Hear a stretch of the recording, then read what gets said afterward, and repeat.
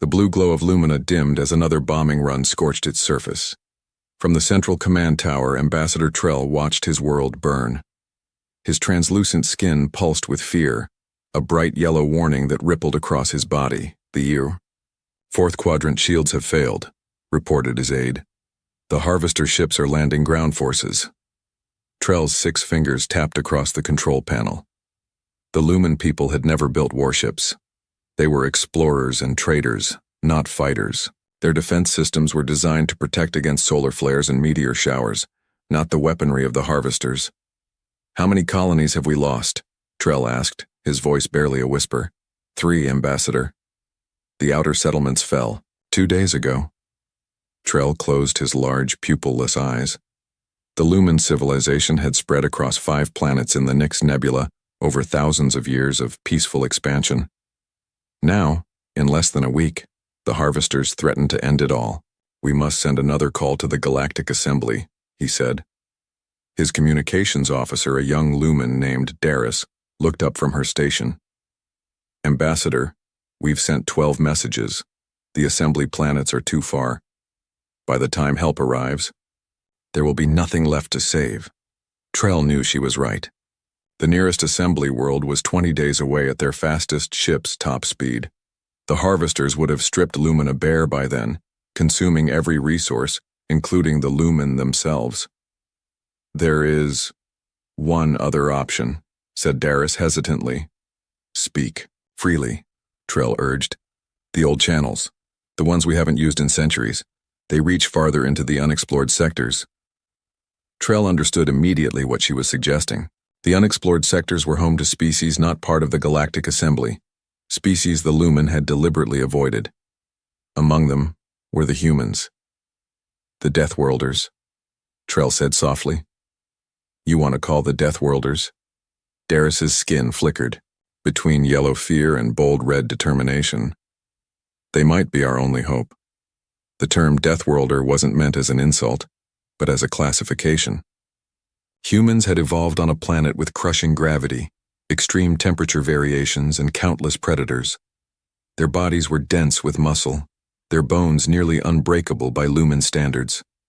Their minds were quick, adapted to constant threat assessment. They were built for survival in ways the Lumen could barely comprehend. The Assembly had made contact with Earth 50 years ago, and the reports had been troubling. Humans were advancing rapidly, developing technologies that took other species millennia to discover. They were curious, aggressive, and seemingly fearless. The Assembly had decided that limited contact was the safest approach. Another explosion rocked the command tower. Through the viewing port, Trell saw 3 more harvester ships descending through the clouds. "Do it," he ordered. "Send the call on all channels, including the old ones. We have nothing left to lose." Darius worked quickly, her fingers dancing across the communication array. She composed a simple message, one that would translate across any language barrier. Coordinates, visuals of the harvester ships, and a universal distress signal. The message ended with the Lumen word for help repeated 3 times. "Message sent," she reported. "Now we wait." Trell nodded grimly. Now we wait.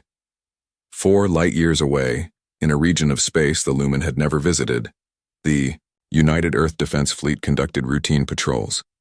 The UED Thunderstrike, a battleship-class vessel carrying 2,000 crew members, led a formation of 5 human warships.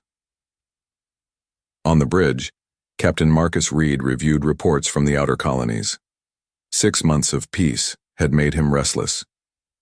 Reed was a 3rd-generation fleet officer, with deep creases around his eyes from years of command decisions. "Captain," called Communications Officer Lisa Patel, her hand pressed to her earpiece. "We're receiving a transmission on an unusual frequency." Reed looked up from his tablet. "Source?" "Unknown, sir. It's not coming from any Earth colony or registered Alliance vessel." This caught Reed's attention. Unknown transmissions were rare in mapped space. "Put it through." The main screen flickered, showing grainy footage of sleek black ships firing on a blue planet. Strange symbols appeared, followed by a visual representation of distress that needed no translation. "Can we get a location?" Reed asked. Lieutenant Ben Foster, the navigation officer, was already working on it. Signal originated from the Nix Nebula, sir. That's outside our patrol zone. It's in assembly space. Reed's eyes narrowed. The Galactic Assembly had made it clear that human ships were to stay within designated areas. Earth had respected these boundaries, even as they expanded their own defensive capabilities. Analysis of the attacking ships? Reed asked. Weapons Officer James Wilson studied the footage. Design doesn't match any known assembly species, sir. Weapon signatures suggest high-energy plasma cannons. They're not holding back. This is a full-scale invasion. Reed stood, walking closer to the screen. Have we decoded the audio portion of the message? Patel nodded. Our linguistics AI translates it as a simple SOS, Captain. They're asking for help. The bridge fell silent. Everyone knew what this meant. Responding to the call would violate the boundary agreements with the Assembly. Not responding meant leaving an unknown species to face extinction.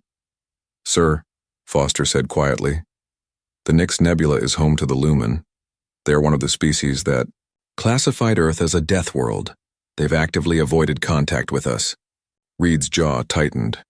He remembered the first contact reports, how some assembly species had feared humans simply because of where they had evolved.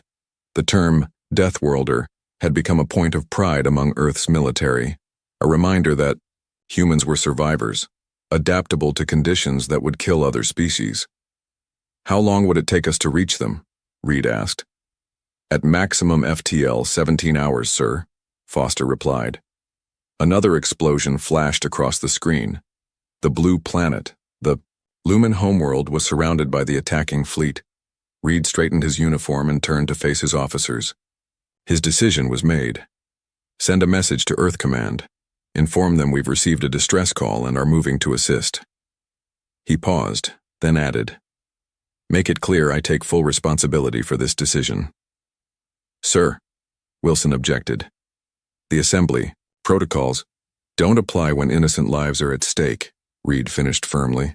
Lieutenant Foster, set course for the Nix Nebula, maximum speed. Officer Patel, send a response to the Lumen. Let them know help is coming. Reed looked back at the screen, watching the planet burn. Battle stations, he commanded. We're going to war. Throughout the ship, alarms sounded as the crew rushed to their positions. The 5-ship human fleet broke formation, aligning for the jump to FTL speed. Within minutes, they vanished into the darkness of space, leaving only the lingering echo of the Lumen cry for help. The Deathworlders were coming. The UED Thunderstrike cut through space at maximum FTL speed. On the bridge, Captain Reed studied the tactical display showing their course to the Nix Nebula. The message from Earth Command had been brief. Proceed with caution. Diplomatic incident. Possible. Full responsibility noted. Lieutenant Anna Wells entered the bridge carrying a data tablet. With her short brown hair and focused eyes, she looked every bit the intelligence officer she was. Captain, I've gathered everything we know about the Lumen and their attackers, she announced. Reed nodded. Brief the crew. Wells activated the main display screen. Images of tall, thin beings with blue-tinted, translucent skin appeared. Their large eyes had no pupils, and they had 6 long fingers on each hand. The Lumen evolved on a low-gravity world with minimal temperature variations, Wells explained. Their bodies contain bioluminescent cells that change color with their emotions. They're peaceful traders and explorers with technology focused on communication and travel, not warfare. She swiped to show images of the attacking ships. These are the harvesters. They're a parasitic species that moves from system to system, taking all valuable resources. They don't just mine planets, they consume living beings too. The crew shifted uncomfortably at this information. Why haven't the Assembly forces responded? Reed asked. The nearest Assembly world is 20 days away at their top speeds, Wells replied. We can get there in 17 hours because our FTL drives are more advanced. Communications Officer Patel raised her hand. Why would the Lumen call us for help? The reports say they avoid contact with humans. Wells nodded. The Lumen, like many Assembly species, classify Earth as a death world. Our planet's high gravity, extreme weather, and abundant predators make us naturally stronger and more aggressive than most species. They fear us. They fear us, but they're asking for our help, Reed said thoughtfully. Desperation makes for strange allies. A warning tone sounded from the navigation console. Lieutenant Foster looked up from his instruments. Captain, we're detecting a damaged ship ahead. It's not human design.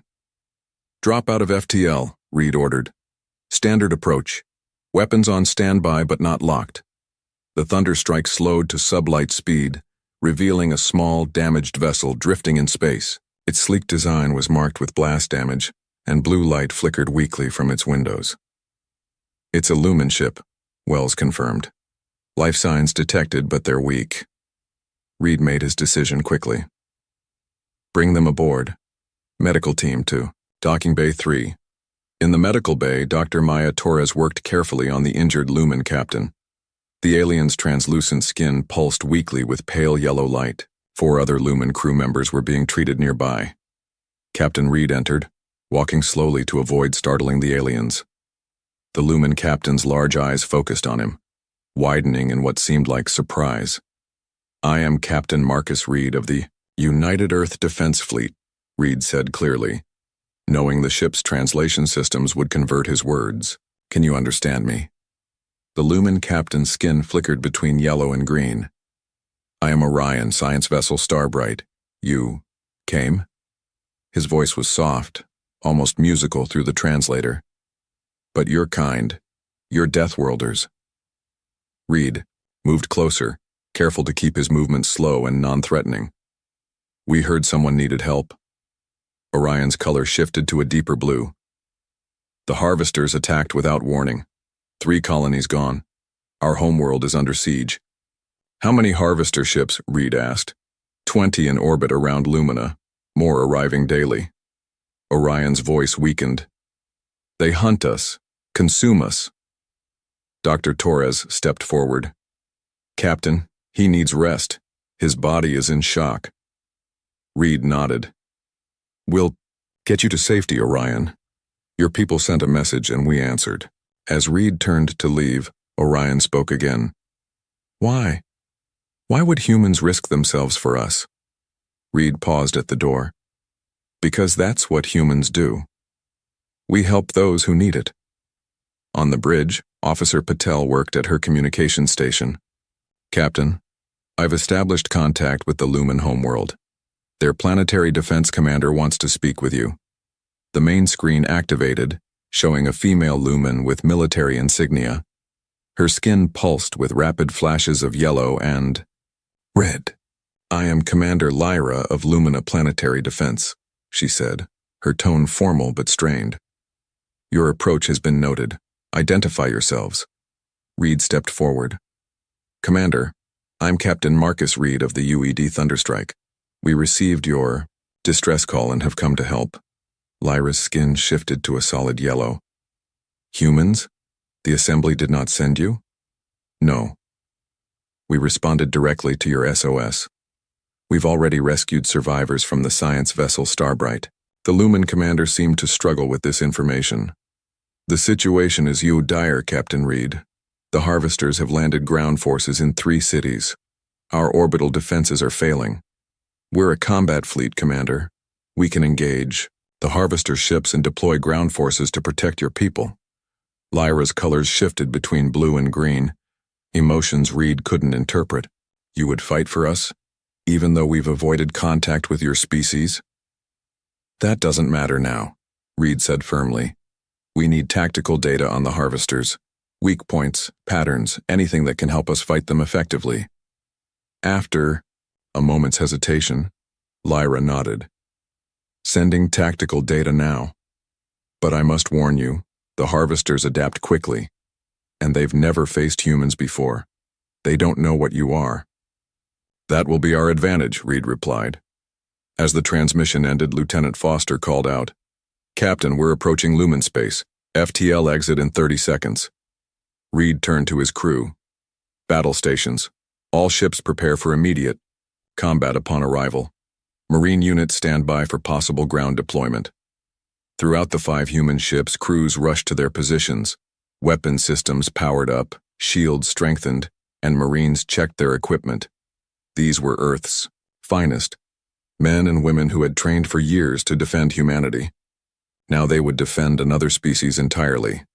FTL exit in 5, 4, 3, 2, 1. Foster counted down. The fleet dropped into normal space with a flash of energy. Before them, the blue world of Lumina hung in space, surrounded by the black ships of the Harvester fleet. Flashes of weapons fire lit up the planet's atmosphere as the invasion continued below. Multiple Harvester ships detecting our presence, Officer Wilson reported from the weapons station. They're breaking orbit to intercept. Reed stood tall, looking at the enemy fleet approaching his ships. All vessels, engage at will. Target the lead ships first. Show them what happens when they prey on the defenseless. The human fleet spread out in attack formation. For the first time, the Harvesters would face an enemy they hadn't expected. The very creatures that other species feared. The Deathworlders had arrived, and they had come to fight. Fire, Reed commanded. The darkness of space lit up as human. Weapons blazed toward the Harvester ships. The battle for Lumina had begun. The Harvester ships turned to face the human fleet. They were massive black vessels shaped like giant insects, with weapon ports glowing red along their sides. Until now, their attacks in this sector had met little resistance. The peaceful species of the Galactic Assembly were no match for their superior firepower. The humans were something different. Evasive maneuvers, Captain Reed ordered as the first enemy shots flashed toward the Thunderstrike. The human battleship rolled sideways, the enemy fire missing by meters. Return fire, all batteries, Reed commanded. The Thunderstrike's main guns roared to life, sending pulses of blue energy toward the lead Harvester ship. Unlike the defensive weapons of the Lumen, human weapons were designed for one purpose: destruction. The shots hit the Harvester vessel directly, tearing through its outer hull. Direct hit, Weapons Officer Wilson reported. Their shields are weaker than expected. Around the Thunderstrike, the other human ships engaged the enemy. The UED Valiant, a fast attack cruiser, darted between 2 Harvester ships, firing continuously. The UED Guardian positioned itself between the Harvester fleet and the planet, its defensive systems intercepting shots meant for the surface below. On the Lumen homeworld, Commander Lyra watched the space battle from her command center. Her skin glowed bright blue with amazement. "They fight like nothing I've ever seen," she said to her officers. "No standard formations, no predictable patterns. Each ship moves independently, but somehow in perfect coordination." Her tactical officer nodded. "The humans are drawing the Harvesters away from the planet. 3 enemy ships have already broken off their ground assault to engage the human fleet." A communication alert sounded. Captain Reed's face appeared on their main screen. "Commander Lyra, we're going to clear a path to your capital city," Reed said. "I'm sending down a ground team to help secure your government center. Where do you need them most?" Lyra hesitated. No alien species had set foot on Lumina in living memory, but the Harvesters were already in the streets of the capital, and her people were dying. "The Central Plaza," she decided. "The Harvesters have broken through our last defense line there. If they take the government building, all is lost." Reed nodded. "Help is on the way." Major Tom Jackson checked his combat gear one last time. At ECU, 45 years old with gray starting to show in his short hair, he had seen more battles than most. But this would be his first on an alien world. "Listen up, Marines," he called to the 30 soldiers preparing in the Thunderstrike's drop bay. "The Lumen are counting on us. Their world is under attack, and we're going to help them push the Harvesters back." He activated a holographic display showing the Lumen capital city. "Our drop zone is here, the Central Plaza. The government building is here, currently under siege. The Lumen defenders are holding, but barely." A young Marine raised his hand. "Sir, what about the environment? Can we breathe their air?" "The science. Team says yes, but it's thin by our standards. You might feel like you're at high altitude. Their gravity is about 70% of Earth's, so watch your jumps. You'll go higher than you expect. Jackson looked at each of his soldiers. Remember, we're visitors here. The Lumen are afraid of us. Show them they were right to call for our help, not to fear us. Move out. The Marines boarded 3 dropships, heavily armored vessels designed to break through enemy fire and deliver troops directly to a battlefield. As the bay doors opened to space, they caught glimpses of the battle raging around them. Human and harvester ships exchanging fire, explosions lighting up the darkness. Dropships away, the pilot announced as they detached from the thunderstrike and accelerated toward the blue planet below. The ships shook violently as they entered the atmosphere, enemy fire tracking them from the ground. Jackson gripped his seat tightly, watching the altimeter numbers fall rapidly. 30 seconds to touchdown, the pilot called. Jackson stood, grabbing an overhead handle for balance. Check weapons. Remember your training. The dropship slammed into the ground and the rear doors blew open. Go, go, go, Jackson shouted. The Marines poured out into chaos. The central plaza of the Lumen capital was a battlefield. Tall, elegant buildings burned around a circular courtyard. The Lumen defenders, thin blue-skinned beings with light armor, were pushed back against the steps of a massive domed structure. Against them came the harvesters, 8-foot-tall insectoid creatures with multiple limbs ending in cutting blades or energy weapons. Form a perimeter, Jackson ordered. Heavy weapons to the front. The Marines moved with practiced efficiency, their earthborn muscles giving them speed and strength far beyond what the Lumen possessed. They set up defensive positions and their weapons, designed to function in environments far harsher than this gentle world, opened fire on the harvesters. The enemy turned, seemingly surprised by the new attackers. A harvester soldier charged at Jackson, its blade arms raised. Jackson fired 3 shots from his rifle, dropping the creature before it got within 10 feet of him. A wounded Lumen soldier stared at Jackson with wide, pupil-less eyes. You killed it with just 3 shots, she said, her skin flickering between blue surprise and green relief. Jackson nodded to her. Find cover. We'll handle this. Across the plaza, the other 2 dropships had landed, and more Marines joined the fight. The harvesters, facing unexpected resistance, began to fall back from the government building. A particularly large harvester broke through the human line, charging toward a group of civilian Lumen who hadn't escaped the plaza. Private Cooper, a young Marine from Earth's Australian colony, intercepted it, firing until his weapon overheated. When the creature still came forward, Cooper drew his combat knife and leaped at it, the low gravity extending his jump. The Lumen watched in shock as the human, half the size of the harvester, brought the giant insectoid down with a blade to a vulnerable joint in its exoskeleton. Cooper rolled away, injured but alive, as the creature collapsed. One Lumen civilian, his skin glowing bright white with awe, helped Cooper to his feet. You fought it hand to hand, he said in disbelief. No one fights the harvesters hand to hand. Cooper shrugged, wincing at a cut on his arm. We do. By the time the plaza was secured, the Marines had formed a defensive perimeter around the government building. Jackson found himself approached by a Lumen official whose ornate clothing marked him as a person of importance. I am Nova, advisor to Ambassador Trell, the Lumen said, his skin pulsing calm blue. You arrived just in time. The harvesters nearly breached our final defenses. We have more troops incoming, Jackson replied, but this is just one city. How many others are under attack? 3 major cities have harvester forces in them, Nova said. Our people are not warriors, Major. We never needed to be until now. Jackson looked around at the burning buildings, the dead harvesters and his Marines setting up defensive equipment. In the sky above, flashes of light showed the space battle continuing. Well, he said, checking his ammunition. Today you have warriors fighting for you. Nova's skin flickered uncertain yellow. Why do you risk your lives for us? Your people have never even met mine. Jackson reloaded his weapon, considering the question. Finally, he said, because we can.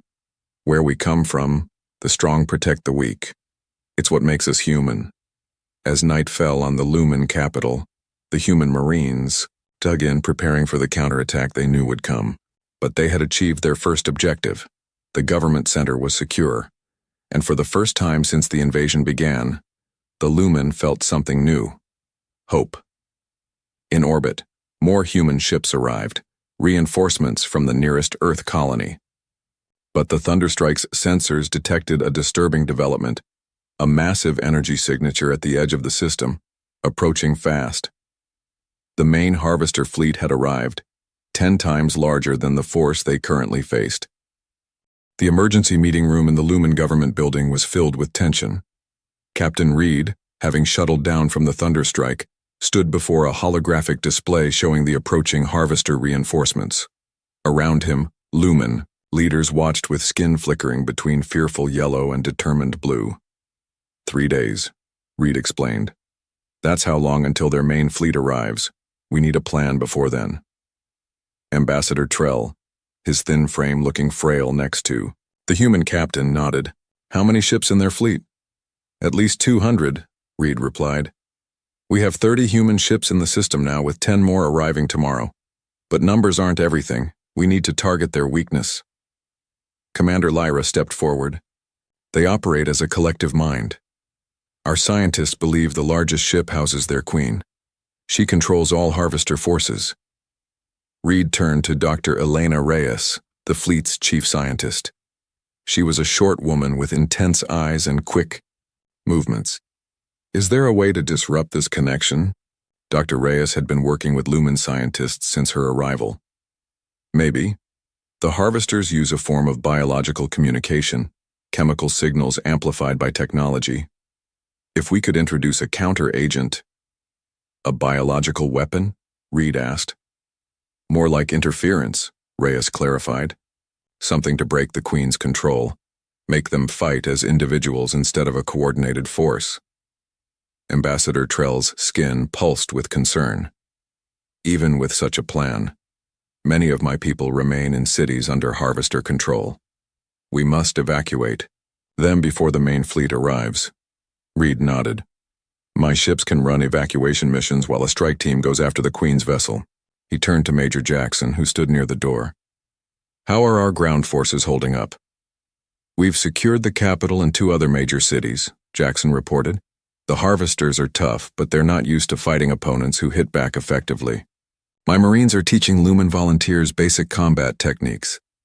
A light smile crossed Reed's face. Teaching them to be Deathworlders? Jackson shrugged. Teaching them to survive. Reed looked back at the holographic display. We need to form a joint strike team, humans and Lumen, to infiltrate the Queen's ship when it arrives.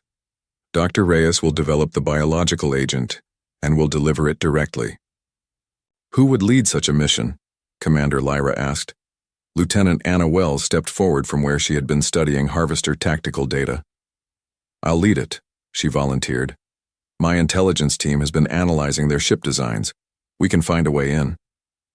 I will go as well, said a Lumen security officer named Helios. His skin glowed steady green with determination. No one knows Harvester movement patterns better than I do. I've studied them since they first appeared in our system. Reed nodded. It's settled then. Wells and Helios will lead the strike team. The rest of our forces will focus on evacuation and defense. We have 3 days to prepare. In a laboratory converted from a Lumen medical facility, Dr. Reyes worked alongside Lumen scientists. Microscopes and analysis equipment from the human ships had been set up next to Lumen technology. The Queen produces a specific pheromone signature, explained a Lumen scientist named Vega. It carries her commands to all Harvesters. Dr. Reyes studied the molecular structure displayed on her tablet. If we create a compound that blocks these receptors, we could temporarily blind them to her commands. In another part of the government complex, Engineering Chief Raj Patel worked with Lumen technicians. A tall man with steady hands, Patel had been modifying human weapons for Lumen use. The recoil is too strong for your physiology, he explained to a group of Lumen volunteers. I've adjusted these rifles to compensate. You won't have the stopping power we do, but you'll hit your targets. A young Lumen picked up one of the modified weapons. Will this really hurt the harvesters? Patel nodded. Aim for the joints where the exoskeleton is weakest. Just like we showed you.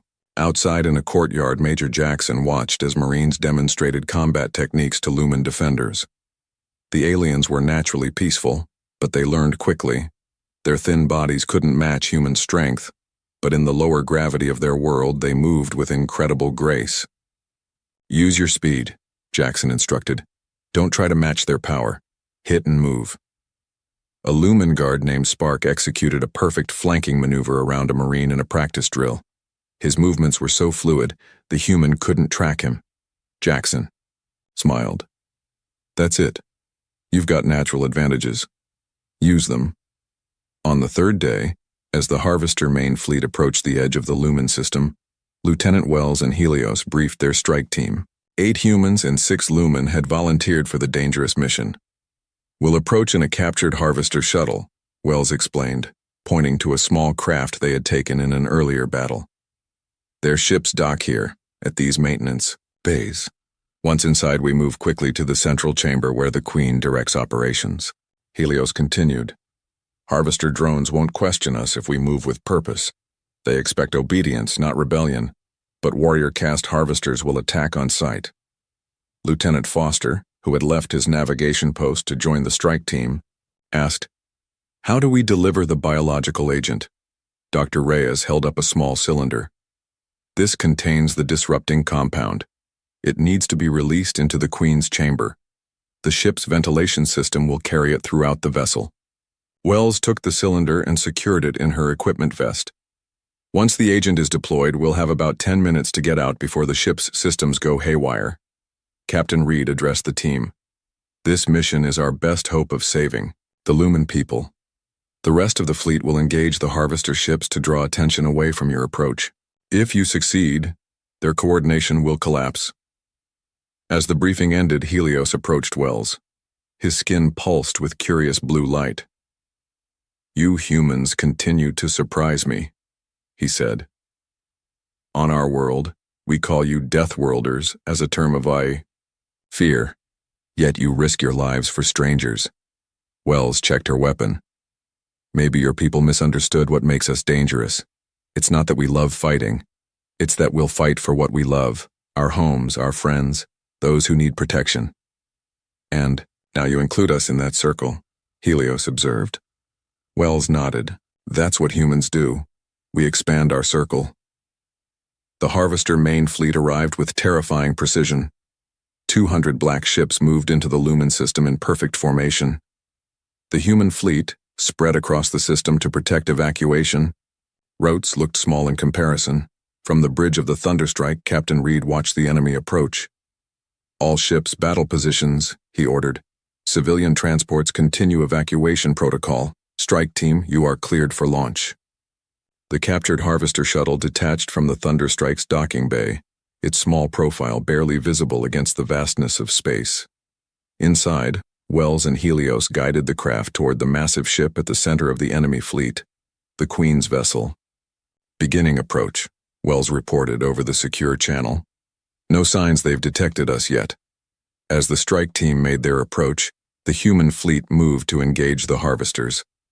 The space around Lumina erupted in weapons fire as the battle began.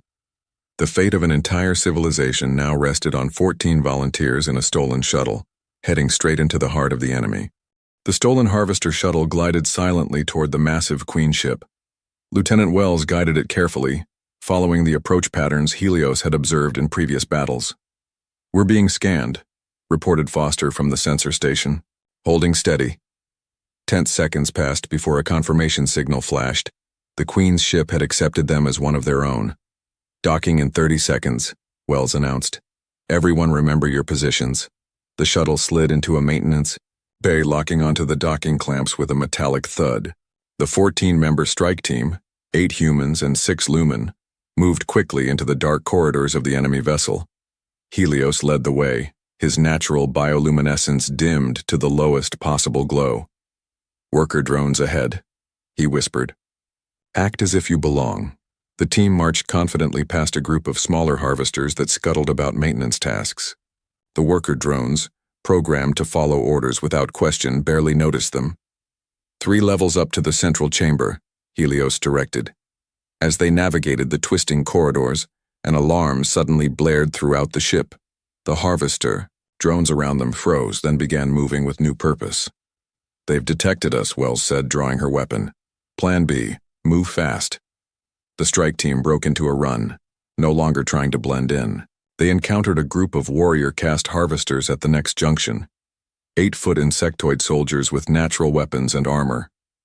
"Take cover," Wells shouted as energy blasts flew toward them. The humans returned fire, their weapons designed to penetrate the harvester exoskeletons. The Lumen team members moved with incredible speed in the ship's artificial gravity, flanking the warriors and targeting the weak points in their armor. One of the human marines fell, hit by a harvester. Blast. 2 Lumen dragged him to safety while the others provided covering fire. Dr. Reyes, who had insisted on joining the mission, rushed to treat his wounds. "Keep moving," Wells ordered. "We need to reach the central chamber before they lock it down." In space around Lumina, the battle raged at full intensity. The human fleet, though outnumbered, fought with unpredictable tactics that confused the usually organized harvesters. The UED Thunderstrike led the main attack group, targeting harvester engines and weapon systems rather than trying to destroy the ships outright. Captain Reed's strategy was to disable as many vessels as possible while minimizing his own losses. "Strike team status?" Reed demanded. Communications Officer Patel checked her screens. "They've breached the outer defenses of the Queen ship, encountering heavy resistance." A massive blast rocked the Thunderstrike as 3 harvester ships concentrated their fire on the human flagship. "Shields down to 30%, reported the tactical officer.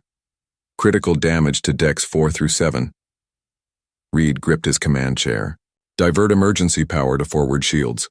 Continue the attack pattern. We need to keep their attention on us, not the strike team." Another blast hit the ship, and warning alarms filled the bridge. "Hull breach on deck 6, someone shouted. "Evacuate that section," Reed ordered calmly. "And bring us closer to their command ships. If we're going down, we're taking them with us." On the Harvester Queen ship, Wells and Helios had fought their way to a massive door blocking access to the central chamber. "This is it," Helios said, his skin flickering between determined green and anxious yellow. "The Queen is just beyond." Foster worked quickly to bypass the door controls while the rest of the team held off waves of harvester warriors. 3 more team members had been wounded and their ammunition was running low. "Almost there," Foster muttered, connecting wires in the alien control panel. "Just need to..." "Got it." The massive door slid open, revealing a cavernous chamber. Info. The center, suspended in a web of biological and mechanical connections, hung the Harvester Queen. She was enormous, easily 20 feet long, with multiple limbs and a grotesquely swollen body that pulsed with light. Around her, control nodes hummed with energy as she directed her fleet's movements. The Queen's head turned toward the intruders, compound eyes glittering with alien intelligence. A high-pitched sound filled the air, causing the Lumen to cover, their ears in pain. "She's calling for reinforcements," Helios warned. "We have minutes at most." Wells didn't hesitate. She charged forward, dodging defensive fire from automated systems. 2 more human marines fell as they provided covering fire. Wells reached the center of the room, pulling Dr. Reyes's cylinder from her vest. The Queen lashed out with a razor-sharp limb, slicing through Wells's armor and drawing blood. The lieutenant staggered but kept moving forward. With a final lunge, she slammed the cylinder into an intake vent near the Queen's suspension apparatus and twisted the activation cap. "Biological agent deployed," she shouted over the commotion. "Fall back, we have 10 minutes." The team retreated, dragging their wounded. Behind them, the Queen writhed and screeched as the compound spread through the ship's ventilation system. "Back to the shuttle," Wells ordered, pressing a hand against her wounded side. Blood seeped between her fingers, but she kept running. Throughout the Queen ship, harvester drones began to move erratically, some attacking each other, others standing perfectly still. The biological agent was working, disrupting the Queen's control signals. On the Thunderstrike's badly damaged bridge, Captain Reed watched as the Harvester fleet suddenly lost formation. Ships began moving randomly, some colliding with each other. It worked, he breathed. Strike team report. Static filled the channel for heart-stopping seconds before Wells's voice came through. Mission accomplished, Captain. Queen neutralized. Requesting immediate extraction. We have wounded. Reed turned to his tactical officer. Send all available support craft to their position. Get them out of there. Across the Lumen system, the pattern repeated. Harvester ground forces stopped coordinated attacks, individual drones becoming confused and disorganized. In the cities, human Marines and Lumen defenders pushed forward, reclaiming territory street by street. The Thunderstrike shuddered as another hit landed. Critical damage to propulsion systems, reported the engineering officer. We're losing power. Reed opened a fleet-wide channel. All ships continue the offensive. The Harvesters are vulnerable. Press the advantage. He turned to his bridge crew.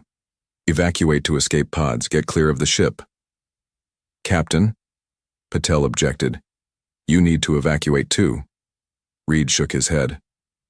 Not until everyone else is clear. This ship still has weapons. I'll keep them firing as long as possible to cover the retreat. One by one, the bridge crew reluctantly left their posts. Reed remained in his command chair, manually targeting Harvester ships as they came into range. The Thunderstrike, once the pride of the human fleet, was dying around him but still fighting.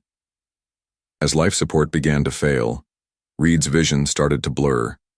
He targeted one last Harvester vessel before slumping in his chair. Through the view screen, he watched escape pods launch into space, carrying his crew to safety. His last conscious thought was satisfaction that they would survive. Then unexpectedly, a small Lumen ship appeared, maneuvering alongside the Thunderstrike. It locked onto the command deck with docking clamps. The emergency airlock cycled, and a figure in environmental gear entered the bridge. It was Ambassador Trell. Captain Reed, the Lumen called, rushing to the human's side. I will not leave you to die for my people. With surprising strength for his thin frame, Trell helped Reed to his feet and guided him toward the airlock. Your people have a saying, Trell said as they stumbled through the failing ship. No one left behind.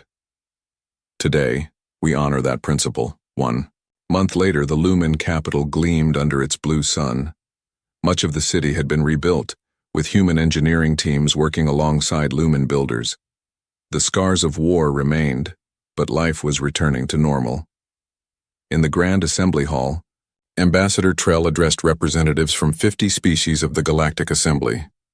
Captain Reed, still recovering from his injuries, sat in a place of honor beside Major Jackson and Lieutenant Wells. We called them Deathworlders, Trell said, his skin glowing warm gold with emotion, as though the harsh world that forged them made them something to fear. We were wrong.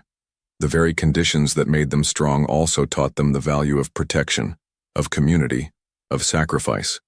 Trell gestured to the humans. They came when we called. They fought our enemies, as their own. They bled for people they had never met, because it was right. His voice grew stronger. Today I propose a new designation for the humans, Guardians. The assembly representatives murmured among themselves. Then, one by one, they stood in approval. The motion passed unanimously. 3 days later, Captain Reed stood on the bridge of a new ship. Its sleek design combined human and Lumen technology, and on its hull, beneath the Earth insignia, were symbols in both human and Lumen scripts. The name, UES Guardian. As Reed looked out at the combined human-Lumen fleet preparing for patrol, Communications Officer Patel approached. Captain, we're receiving a distress call from the Orion sector. Reed nodded. Set course. Someone needs our help. The Guardian's engines powered up, and it turned toward the stars. The Grand Chamber of the Galactic Coalition fell silent as Ambassador Trell walked to the speaking platform. Her blue skin reflected the dim lights, making her seem to glow against the dark backdrop. 50 representatives from across the galaxy watched her, their varied forms, some with multiple limbs, others floating in special tanks, All turned toward her with the same fearful look. "The swarm has destroyed 7 more worlds," Trell said, her voice soft but clear in the silent room. "The NAS system fell yesterday. 6 billion lives. Gone." Gasps and low moans filled the chamber. A holographic display activated behind Trell, showing the spread of the swarm's attacks across Coalition space. Red markers indicated destroyed worlds, yellow showed systems under attack, and green represented the rapidly shrinking safe zones. General Val, the Coalition's military leader, stepped forward. His gray, rocky skin cracked slightly as he moved, a sign of extreme stress for his stone-like species. "Our ships cannot stop them," Val said, his deep voice rumbling. "The swarm's bioships adapt to our weapons after each battle. They learn, they evolve, and they never stop coming." "How many Coalition citizens have we lost?" asked a representative from the back. Trell closed her large, round eyes for a moment. 23 billion in the past year. The chamber erupted in fearful voices. Some representatives argued with each other, while others sat in shocked silence. "Quiet!" Val shouted, his voice echoing. When the noise died down, he continued. "We have one option left, one we have avoided for too long." Trell nodded slowly. "We must contact the humans." The room exploded again, this time with sounds of horror and disbelief. "The Deathworlders," cried a small furry representative. "You would bring those monsters into our space?" "They are not monsters," Trell replied firmly. "They are simply different. They evolved on a world we could never survive." Val activated a new display showing a blue-green planet. Earth. A heavy gravity world with high radiation levels and toxic oxygen atmosphere. The humans not only survived these conditions, they thrived. The display changed to show humans in various settings, building cities, flying ships, running across open ground. Their bodies contain metals, Val continued. They can survive extreme temperature changes. They can heal from injuries that would kill any of us. They consume substances that would poison most Coalition species. And yes, they have a history of violence. "So we invite killers to save us from killers?" someone shouted. Trell raised her hand for silence. "We invite potential allies. The humans have reached out to us many times in the past century. We kept them at arm's length because we feared them. But they have never attacked a Coalition world despite having the ability to do so. They trade with us," added another representative. "My world buys Earth metals. Their merchants are intense but fair." Val nodded. "The humans have a small but powerful fleet.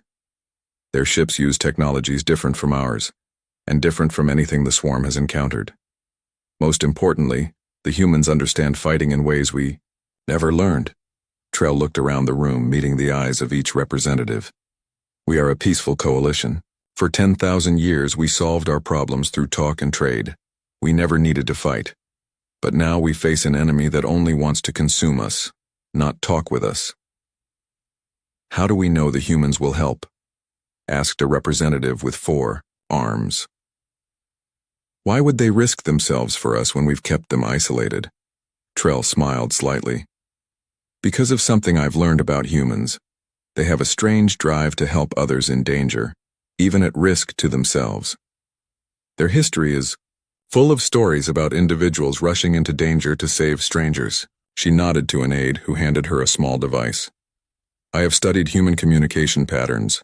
This message has the highest chance of getting their attention and help." Trell activated the device. A holographic display showed scenes of destruction. Swarm, ships tearing apart Coalition worlds, refugees fleeing, defense fleets being overwhelmed. At the end, simple words appeared. "Help us survive." The chamber remained quiet for a long moment. Finally, Val spoke. "I believe we have no choice. The swarm will reach the core worlds within 6 months. Without help, the Coalition will fall. But if we bring humans into our space with their warships," said a plant-like being, waving leafy appendages nervously, "will they ever leave? Are we trading one threat for another?" "That is a problem for tomorrow," Trell replied. "First, we must Ensure there is a tomorrow. The Coalition Council voted.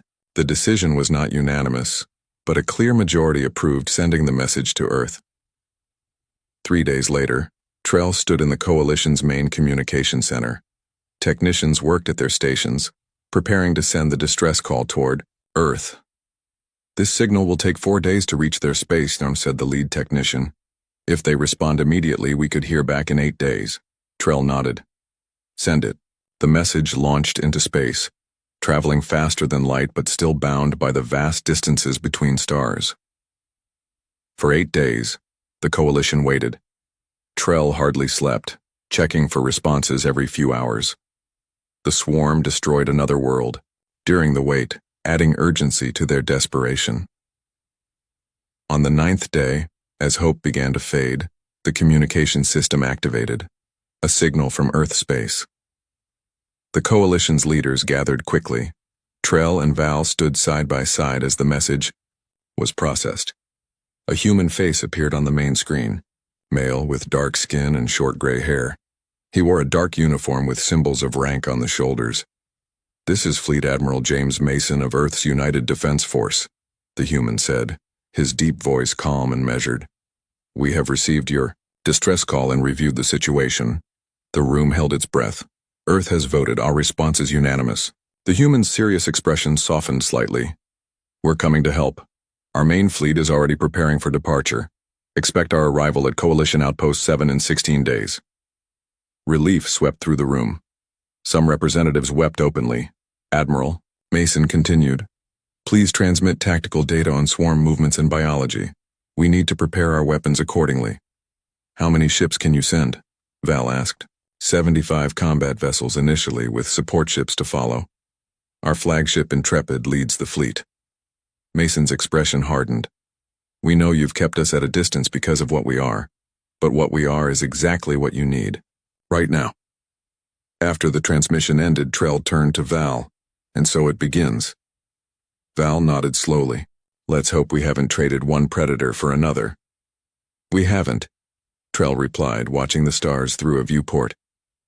The humans are dangerous, yes, but they're not predators seeking prey. They're protectors. Warriors with a purpose. She thought about Earth, that strange, deadly world that created such resilient beings. For the first time in months, Trell felt something she had almost forgotten. Hope.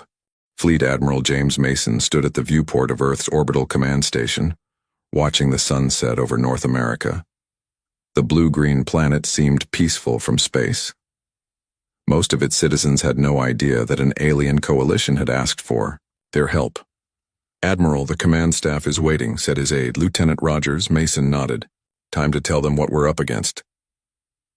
The command center buzzed with activity when Mason entered. 6 large screens showed different views of coalition space and swarm attack patterns. Around a circular table sat Earth's top military leaders, representatives from each continent's defense forces.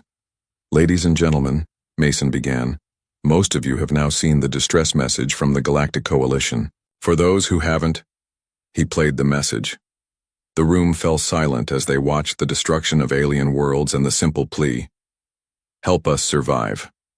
Vice Admiral Lin, head of the Asian fleet, spoke first. These coalition people have kept us at arm's length for decades. They call us violent primitives when they think we can't hear them. Why should we risk our ships and crews for them? Because that's what humans do, Mason replied simply. We help when called. He activated a 3D display showing the swarms advance through coalition space. This enemy consumes every world it touches. If the coalition falls, we'll face the swarm alone eventually. General Williams frowned. Our analysts believe these swarm ships are biological constructs, living weapons that adapt to attacks, very different from our metal and composite vessels. That gives us an advantage, Mason said. Our weapons and defenses will be completely new to them. They'll need time to adapt, and we won't give them that time. The meeting lasted 3 hours. By the end, the decision was unanimous. Earth would send its strongest combat fleet to aid the coalition. How soon can we leave? Asked Admiral Mason. General Williams checked her tablet. The Intrepid is ready, now. All other combat vessels can be prepared within 72 hours. Make it 48, Mason ordered. Every day we delay means another coalition world might fall. Captain Diana Walker moved quickly through the corridors of the UDF Intrepid.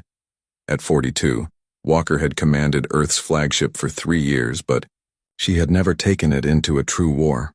She entered the bridge, where her crew worked to prepare the massive battleship for departure. Status report, she ordered, settling into the captain's chair. Commander Patel looked up from his station. All systems green, weapons at full capacity.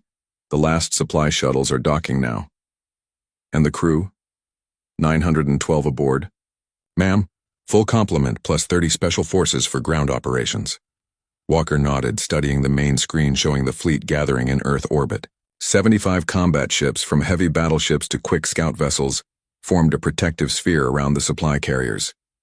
Message from Fleet Admiral Mason, announced the communications officer. The final approval has come through. We're cleared to depart in 6 hours. Walker stood. Call all department heads to the briefing room, and put me on ship-wide comms in 30 minutes. I want to address the crew before we leave. In the crew mess hall, soldiers and technicians ate their last Earth meal before departure. The room buzzed with conversation about the mission. I heard these swarm things eat people, said a young technician looking nervous. Sergeant Mike Jones, a veteran of Mars security operations, shook his head. They eat planets, kid. We're just in the way. What about the aliens we're helping? Asked another crew member. Anyone actually met a coalition species? Lieutenant Tom Reed nodded. I was security on a trade mission to their border station. Last year, they're different. Most can't even breathe our air. They think we're scary because we're tough. Scary? Laughed Jones. Wait till they see us fight. The conversation paused as screens around the mess hall lit up. Captain Walker's face appeared. Attention all crew of the Intrepid and supporting vessels, she began. In 5 hours we depart on humanity's first interstellar combat mission. The Galactic Coalition has asked for our help against an enemy that threatens all intelligent life. Paused, looking directly into the camera. I won't lie to you. This will be dangerous. We're traveling farther from Earth than any military force in our history. We'll face an enemy with unknown capabilities and strange biology. The mess hall fell silent as everyone watched. The Coalition sees us as dangerous, Walker continued. They fear our strength, our resilience, the very traits that helped us survive on Earth. Today we'll show them why that's not always a bad thing. She stood straighter. We are not going as conquerors. We go as defenders, to protect those who cannot protect themselves. This is what humanity has always done best. When we arrive, you'll see beings very different from us, species with different bodies, different ways of thinking. Treat them with respect. Remember, in their eyes, we're the aliens. Walker's expression softened slightly. Your families have been told of our mission. They're proud of you. Earth is proud of you. In 16 days, we'll reach Coalition space. Be ready for anything. Walker out. The screens went dark. The mess hall stayed quiet for a moment before conversations resumed, now more focused and serious. On the bridge of the Intrepid, Captain Walker watched the final preparations. Earth looked beautiful below them. Blue oceans, white clouds, green and brown land masses. All vessels report ready, Captain, said Commander Patel. Walker nodded. Helm, take us out of orbit. Formation Alpha. Communications, signal the fleet. To follow. The massive engines of the Intrepid glowed blue as they powered up. The flagship moved away from Earth, followed by 74 combat vessels in precise formation. Course laid in for Coalition Outpost 7, reported the navigator. Ready for FTL jump on your command. Walker took a deep breath. Humanity's first warfleet was about to leave its home system, heading toward distant stars and unknown dangers. Engage FTL drive, she ordered. Let's go meet our new allies. Space seemed to bend around the fleet. The stars stretched into lines, and then the ships were gone, racing faster than light toward Coalition space. On Coalition Outpost 7, Ambassador Trell received the message that the human fleet had departed Earth. She shared the news with General Val. 16 days, Val said. his stone-like face showing concern. Can we hold out that long? We must, Trell replied. The defense fleet at Kellis is our strongest position. If they can delay the swarm there. Val's communicator beeped. He listened, then looked at Trell with grim eyes. The swarm has changed course. 3 bioships are heading for Kellis now. They'll arrive in 12 days. Trell's blue skin paled. 4 days before the humans can get there. Yes, Val rumbled. Let's hope there's something left for them to save. The planet Kellis hung like a green jewel in space. Once home to 2 billion Coalition citizens, now half its population had fled. Farms that fed dozens of worlds stood abandoned. In orbit, 3 massive swarm bioships had arrived, their organic hulls pulsing with strange light as they prepared to attack. The Coalition defense fleet, 30 ships of various sizes, maintained a safe distance. Their orders were simple. Evacuate as many civilians as possible, avoid direct combat with the swarm. On the bridge of the Coalition flagship Bright Hope, Commander Ziv watched the enemy with dread. His thin, yellow body trembled slightly despite his best efforts to appear calm for his crew. Status of evacuation, he asked. 23% complete, replied his second-in-command. At current rate, we need 3 more days to get everyone off-world. Ziv's 4 eyes blinked in sequence. A sign of extreme stress. The swarm won't wait 3 days. They've begun their attack pattern. On the main screen, one of the swarm ships descended toward Kellis, its underside opening to reveal glowing organs that would rain destruction on the surface. Message all ships, Ziv ordered. Focus on evacuation. We cannot engage the... Commander, interrupted the sensor officer. Multiple FTL signatures detected ships entering the system. Ziv's heart sank. More swarm reinforcements? No, sir. Different energy pattern. Unknown configuration. The officer paused. Wait. Receiving identification signal. It's the humans.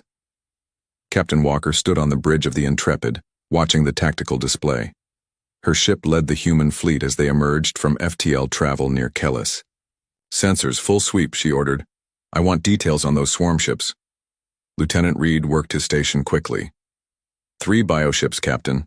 The largest is approximately 2 kilometers long. They appear to be living organisms, not constructed. Vessels. Energy readings suggest powerful but unfocused weapons. Walker studied the Coalition ships, keeping their distance. And our allies? 30 Coalition vessels mainly focused on evacuation operations. Their weapons are active but not firing. Reed looked up. Captain, one of the swarm ships is beginning an attack run on the planet. Walker's expression hardened. Not on my watch. Communications, hail the Coalition commander.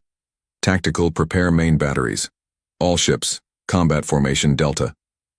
On the screen, a thin, yellow alien with 4 eyes appeared. This is Commander Ziv of the Coalition. Humans, you arrived. Early. We pushed our engines to the limit, Walker replied. We've received your tactical data and are ready to engage. Continue your evacuation efforts. We'll handle the swarm. Ziv looked shocked. You intend to attack directly? Our analysis suggests... With respect, Commander, we have our own analysis. Walker interrupted. Please clear your ships from our firing lanes. Intrepid out. She turned to her tactical officer. Target the swarm ship making the attack run. Focus on what appears to be propulsion nodes. Fire when ready. The Intrepid moved forward, its massive engines driving it toward the enemy. The other human ships spread out in a precise attack formation that confused the watching Coalition crews. Instead of staying safely distant, the humans accelerated directly toward the danger. All ships report ready, Captain, announced Commander Patel. Walker nodded. Fire! The Intrepid's main guns roared to life. Highly focused energy beams lashed out, striking the nearest swarm vessel precisely where its propulsion organs connected to its main body. 20 other human ships fired simultaneously, their combined assault tearing through the bioship's outer skin. The wounded swarm vessel reacted immediately. Its attack on the planet stopped as it turned to face the new threat. Glowing pods along, its side opened, releasing a spray of biological projectiles toward the human fleet. Incoming fire, reported the tactical officer. Some kind of organic torpedoes. Evasive pattern Bravo, Walker ordered calmly. Point defenses active. Most human ships rolled and dodged the incoming projectiles. Those that hit splattered against shields, releasing corrosive enzymes that began eating into the protective energy fields. Lieutenant Reed studied his readings. Captain, the corrosives are designed for silicate-based materials. What the Coalition ships are made of. Our carbon-titanium alloys are barely affected. Walker allowed herself a small smile. Just as we hoped, their weapons are optimized for different targets. She tapped her console. All ships pressed the attack close to minimum safe distance. The human fleet surged forward, firing continuously. The swarm vessel's outer hull began to rupture in multiple places, leaking glowing fluid into space. From the Coalition flagship, Commander Ziv watched in stunned amazement. The humans were fighting in a way his people considered suicidal, closing distance with the enemy, attacking from multiple angles, coordinating their fire with precision that seemed impossible. They're going to win, he whispered. On the surface of Kellis, Major Allie Foster led her team of 20 Special Forces soldiers through burning fields. The humans wore environmental suits not because the planet's air was toxic to them, but to prevent local microbes from contacting Earth biology. 2 kilometers to the evacuation center, Foster told her team through the comm system. Satellite shows swarm ground forces moving in the same direction. Her second-in-command, Lieutenant Davis, checked his weapon. What do these things look like up close anyway? We'll find out soon enough, Foster replied. Remember, our mission is to buy time for the evacuation ships. We hold the line no matter what. They crested a hill and saw the evacuation center below. A sprawling spaceport with thousands of Coalition civilians rushing toward waiting ships. From the opposite direction came the swarm ground forces. Foster raised her binoculars. Contact. Approximately 200 swarm units, insectoid appearance, moving fast. The creatures looked like oversized ants with 6 limbs and curved blade-like appendages. They moved with terrifying speed across the open ground, heading straight for the defenseless civilians. Form defensive line, Foster ordered. Heavy weapons forward. Her soldiers spread out along the ridge, setting up portable energy cannons and sonic disruptors. Weapons designed specifically after studying the swarm's biology from Coalition data. Fire on my mark, Foster said, watching the swarm close the distance. She waited until they were within optimal range. Fire! The ridge lit up as energy weapons discharged. The sonic disruptors sent invisible waves of high-frequency sound across the battlefield. The effect on the swarm troops was immediate and dramatic. The front lines collapsed, their exoskeletons cracking under the sonic assault. Others behind them stumbled, disoriented by the sound frequencies. It's working, shouted Davis. Their biology can't handle the sonic attack. Foster kept her focus. Shift fire, 10 degrees right, second wave approaching. For 20 minutes, the small human team held their position, cutting down wave after wave of swarm attackers. The Coalition evacuation ships filled with civilians and lifted off, protected by the unexpected defense. A Coalition officer approached Foster, his breathing apparatus making his voice sound mechanical. Major, we did not expect ground support. 3 more ships of civilians escaped because of your actions. Foster nodded. That's why we're here. How many more need evacuation? Perhaps 20,000, the officer replied. But we detect larger swarm forces approaching from the east. Foster activated her comm. Captain Walker, this is Major Foster. We've engaged swarm ground forces. They're vulnerable to our sonic weapons. Request air support for eastern approach. Large enemy force incoming. Walker's voice came back clearly. Copy that, Major. We've damaged 2 bioships in orbit. Sending support craft your way. Hold position. Foster looked at her team, then at the Coalition officer. Tell your people to keep moving. We'll hold them back as long as possible. In orbit, the Intrepid fired another barrage into the wounded swarm vessel. Its central mass finally ruptured, spilling its innards into space. The first swarm bioship was dead. Captain Walker allowed herself a moment of satisfaction before turning to her next target. 1 down, 2 to go. All ships regroup and prepare to engage the second bioship. The battle for Kellis had only just begun.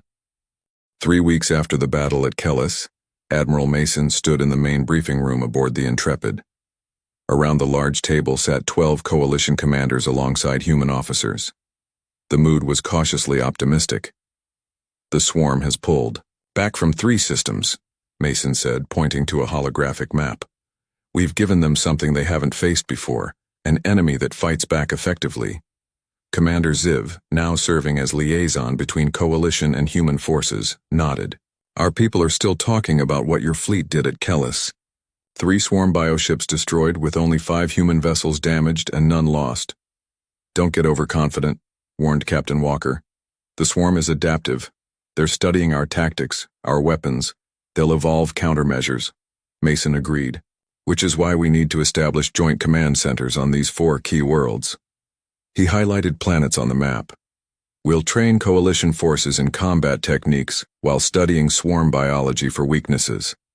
A coalition commander with a crystalline body structure spoke up. "My people have always avoided direct confrontation. We lack the instinct for it."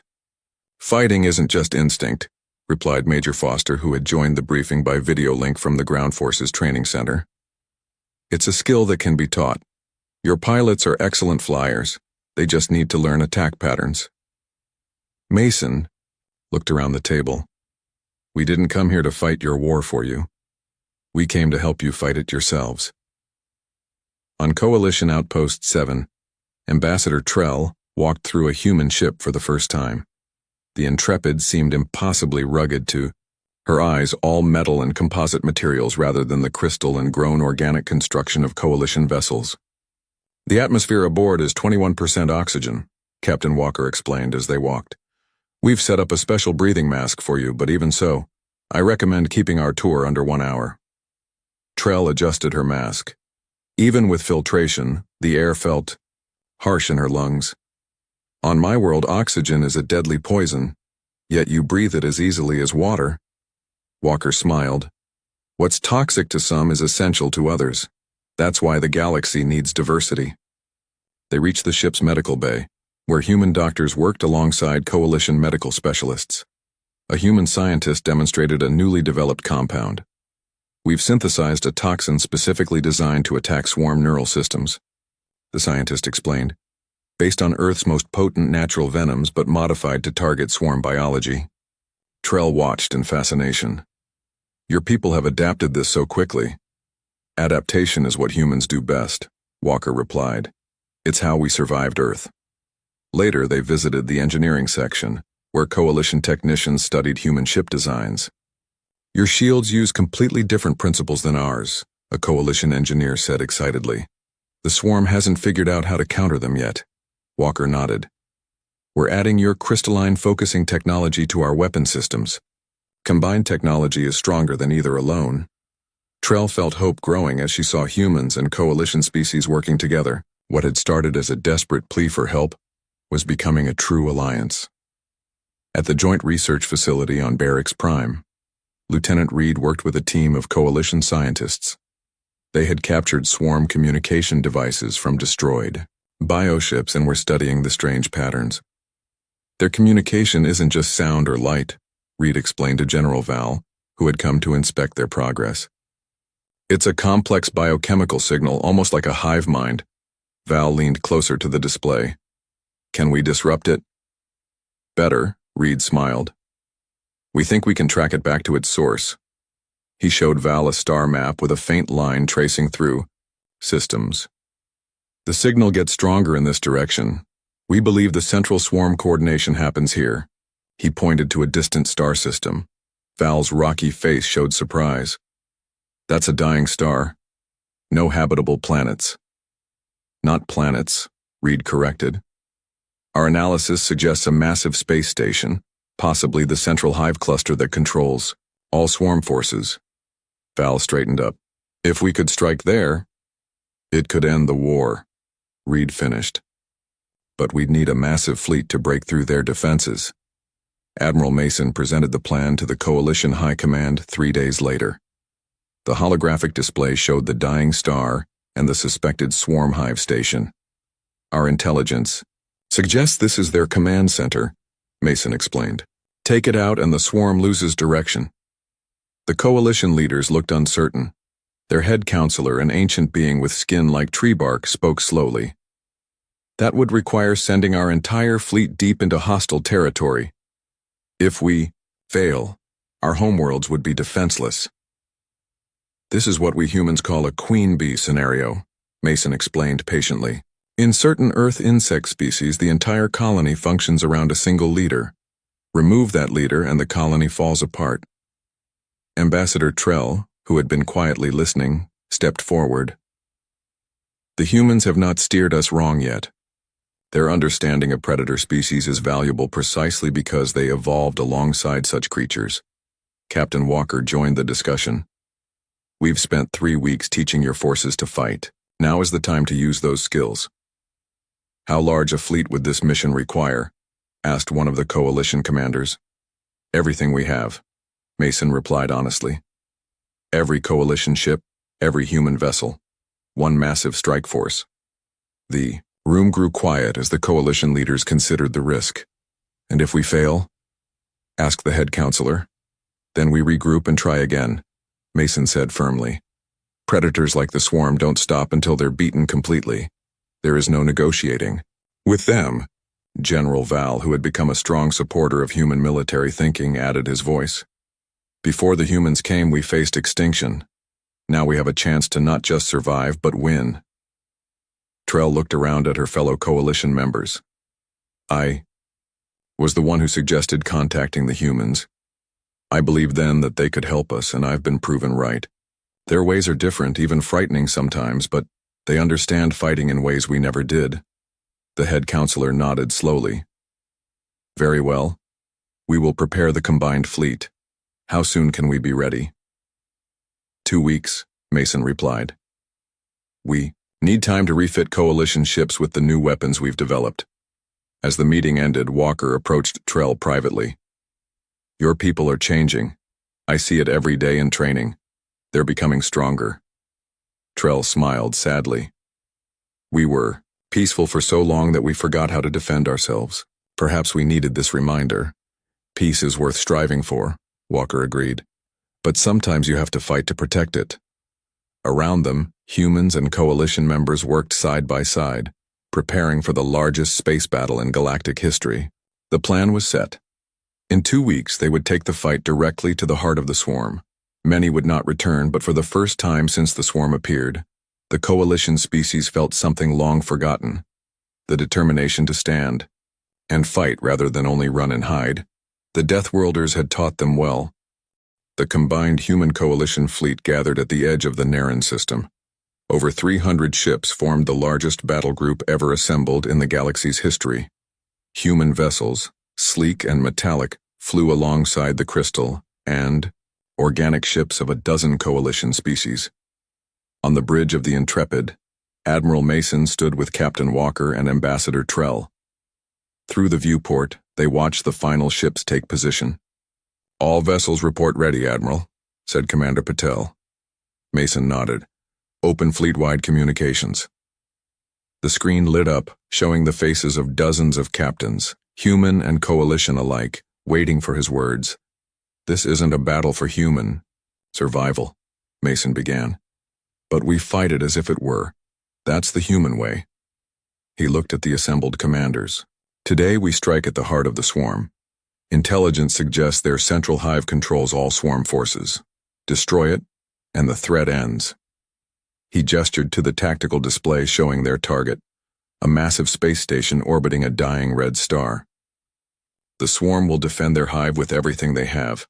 The battle will be fierce, but together we are stronger than they are. Captain Walker stepped forward.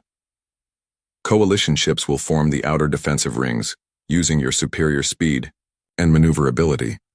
Human vessels will punch through to the hive station. Major Foster's Joint Special Forces team will board and plant the disruptor devices. General Val's stone face appeared on one screen. Coalition forces are ready, Admiral. We have learned much from our human allies. Today we stand together. Mason nodded respectfully. Fleet Commander Banks will coordinate all vessels. Follow her instructions precisely. Good hunting to all. Mason out. As the communication ended, Trell looked at the human admiral. Whatever happens today, know that the Coalition will never forget what Earth has done for us. Mason smiled slightly. Let's make sure we're all around to remember it. Captain Walker, take us in. The dying star glowed an angry red as the fleet approached. Long-range sensors detected movement. Hundreds of swarm bioships emerging from behind the star and nearby asteroid fields. They know we're coming, Walker said calmly. Good, replied Mason. No surprises. The swarm responded with its full might.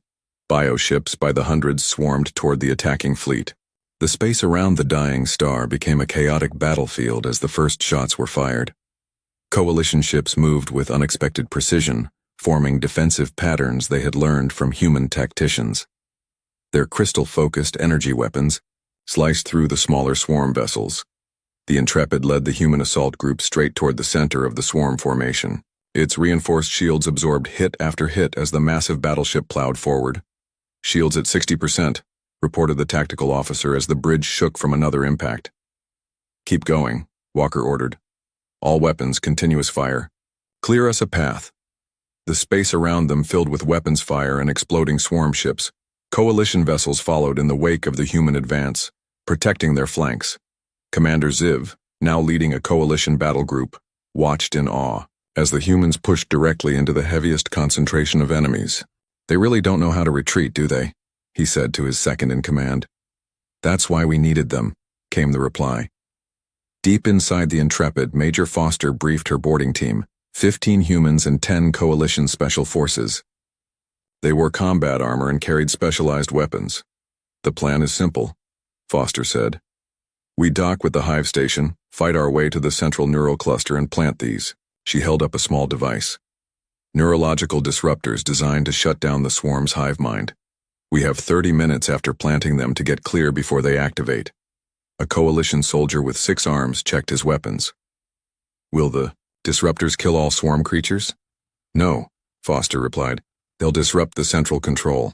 Individual swarm units will be disorganized, unable to coordinate. Easy to clean up afterward. Their transport shuttle rocked as the battle intensified outside. Boarding team, stand by, came Captain Walker's voice over the comm. We're approaching the station. Prepare for launch. The Intrepid sustained heavy damage as it punched through the outer defenses. Its hull was scarred, parts of it breached, but the massive ship continued forward. Behind it came 20 other human vessels, forming a protective wedge around the boarding shuttle as it launched.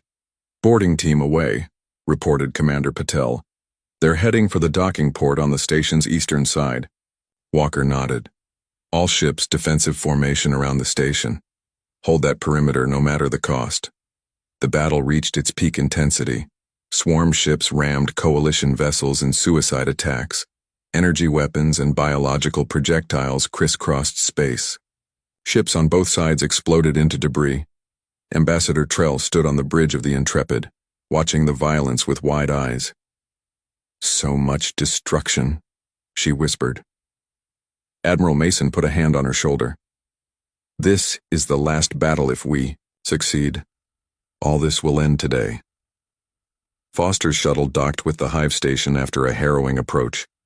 Her team moved quickly through the docking tube and into the station itself. The interior was unlike anything they had seen before. Organic corridors pulsed with strange light. The walls themselves seemed alive, reacting to their presence. Stay together, Foster ordered. Follow the signal to the neural cluster. Swarm defenders attacked in waves. Insectoid creatures swarmed from side passages, their blade-like limbs slashing at the boarding team. The narrow corridors became kill zones as Foster's soldiers used their sonic weapons to devastating effect. The team fought their way deeper into the station, losing 3 members to swarm attacks. After 20 minutes of intense fighting, they reached a massive chamber at the center of the station. This is it, said Lieutenant Davis, checking his scanner. The neural cluster. In the center of the chamber floated an enormous brain-like structure, pulsing with energy. Hundreds of fiber-like connections ran from it into the walls, floor, and ceiling. Plant the disruptors at these points, Foster ordered, marking locations on her team's displays. Quick and precise, We have 10 minutes to get back to the shuttle. As the team moved forward, a final wave of swarm defenders poured into the chamber. Cover. The technicians, Foster shouted, firing her weapon. They need 3 minutes to set the charges. The battle became desperate as the team fought to hold their position. Foster took a hit to her leg but continued directing her forces. Coalition soldiers used all 6 arms to fire multiple weapons simultaneously. Disruptors planted, called Davis. Setting 30-minute timer and now. Fall back to the shuttle, Foster ordered. Move. On the Intrepid, Walker received Foster's message. Boarding team is returning. Disruptors active. We need to clear the area in 30 minutes. Send the word to all ships, Mason ordered. Begin withdrawal by groups. Maintain defensive fire while retreating. The Coalition fleet began a fighting retreat, still protecting the station from swarm ships that seemed determined to reach it. Why are they trying to get to the station now? Trell asked. They sense the danger, Mason replied. The hive is calling all its children home. 15 minutes later, Foster's shuttle docked with the Intrepid. The boarding team returned, bloodied, but successful. All disruptors planted and active, Foster reported. The neural cluster is doomed. All ships maximum speed, Walker ordered. Get clear of the blast radius. The combined fleet pulled away from the station, still fighting off, pursuing swarm vessels. As the timer counted down, human and coalition ships formed a defensive sphere, shooting down any swarm bioship that came close. 1 minute to disruptor activation, announced Commander Patel. The bridge crew watched the countdown. When it reached 0, there was no explosion, no visible blast. Instead, something stranger happened. The swarm ships stopped attacking. They drifted, suddenly purposeless. Some collided with each other. Others spun in circles or powered down completely. It worked, Walker said softly. The hive mind is disrupted. Across the battlefield, coalition ships cautiously approached the now dormant swarm vessels. Reports came in from other systems. Swarm forces everywhere had stopped fighting, becoming confused and disorganized. Ambassador Trell turned to Admiral Mason, her eyes filled with grateful tears. You did it. You saved us all. Mason shook his head. We did it together. This was always going to be a joint victory. 1 month later, Trell stood before the full coalition assembly. The massive chamber was packed with representatives from every member species. At the front stood Admiral Mason, Captain Walker, Major Foster, and other human officers. Today, we formally invite humanity to join the Galactic Coalition, Trell announced. We feared the humans for their Deathworld evolution, for their resilience and capacity for violence. Now we understand these traits evolved alongside equally powerful drives to protect and defend others. The chamber erupted in approving sounds from dozens of different species. Coalition members who once feared humans now cheered them as saviors. Admiral Mason stepped forward to accept the invitation. Every species adapts to its environment, he said. Earth taught us to be tough, but it also taught us that survival sometimes depends on helping your neighbor. When you sent an SOS, you didn't just find soldiers. You found humanity in all its forms. Captain Walker looked out at the assembly. The former Deathwoe,